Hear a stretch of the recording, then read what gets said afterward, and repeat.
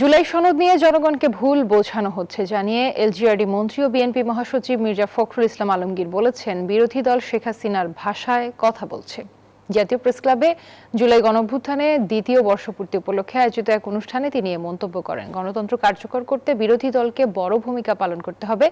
একই অনুষ্ঠানে তথ্যমন্ত্রী বলেন, জুলাই সনদে অক্ষরে অক্ষরে বাস্তবায়ন করতে চায় সরকার। একটা ধারণা আছে যে জুলাই বলা হচ্ছে একটা মহল থেকে যে বিএনপি জুলাই সনদ পালন করছে না।